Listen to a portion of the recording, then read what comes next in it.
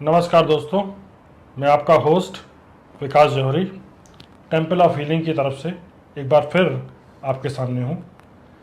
इस बार डॉक्टर पीयूष सक्सेना काफ़ी समय बाद पकड़ में आए हैं। काफ़ी समय तक ये ऑर्फन्स और हिंदू अडॉप्शन के केस में सुप्रीम कोर्ट के चक्कर लगाते रहे। आज बड़ी मुश्किल से इनसे मिलना हुआ तो सोचा कुछ क्वेश्चंस के आंसर्स ले लिए जाएं। स्वागत है डॉक्टर पीयूष सक्सेना। नमस्कार। डॉक्टर साहब, एक बहुत बड़ा सवाल हमारे सामने आता है। पिछले कई सालों में जब क्लिनजिंग थेरेपी और कोरोना के आसपास की बात है, तब extra virgin olive oil glass की पैकिंग में आता था, ग्लास की बॉटल्स में आता था। धीरे धीरे ऑलमोस्ट सभी मैन्युफैक्चरर्स ने इसको प्लास्टिक की बॉटल्स में रीपैक करके देना स्टार्ट कर दिया है।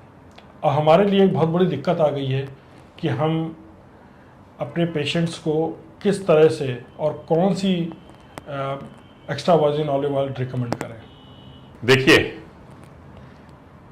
मैंने लिवर क्लींस की प्रोसेस 22 साल पहले शुरू की थी और आज मेरे कहने पर आप लोग, बहुत सारे लोग इसको फॉलो कर रहे हैं। ये सब कुछ ठीक ठाक चल रहा था। 2017-18 तक कोई भी समस्या नहीं थी, लेकिन उसी बीच में अचानक कुछ ऐसी समस्या आई कि मुझे लगा कि कोई एक्शन लेना चाहिए।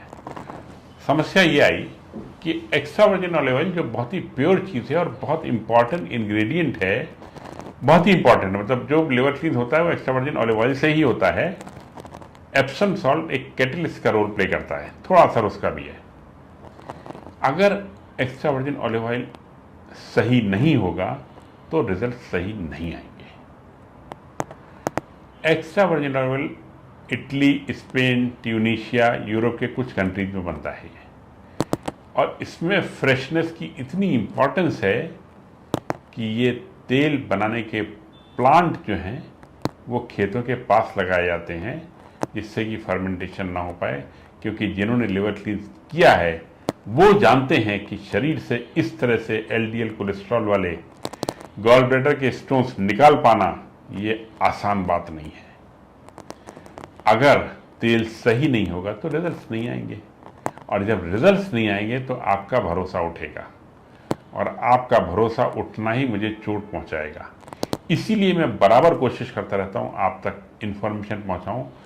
Extra virgin olive oil original packing वाला सही यूज़ कीजिए। प्रश्न उठता है प्लास्टिक पैकिंग या कांच की बोतल।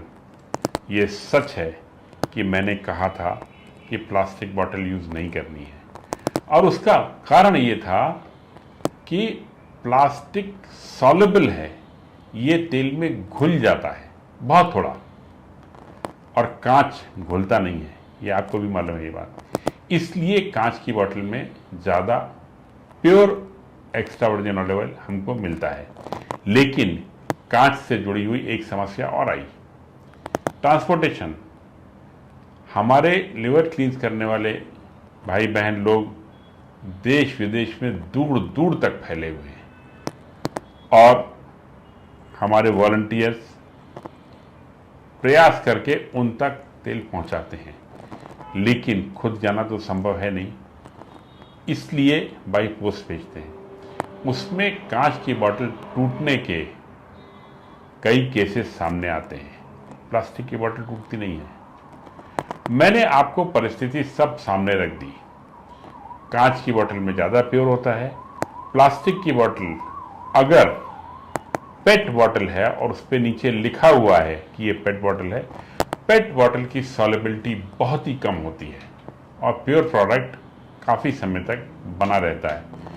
और ओरिजिनल पैकिंग है, ध्यान दीजिएगा, रीपैक्ड नहीं होना चाहिए। मुझे ज़्यादा तकलीफ रीपैकिंग से है। रीपैक्ड नहीं है, ओरिजिनल पैकिंग है। कांच को प्रेफरेंस दें, नहीं मिलता है तो प्लास्टिक का भी यूज़ कर लें, और अच्छा लिवर क्लीन करके अच्छा स्वास्थ्य प्राप्त करें।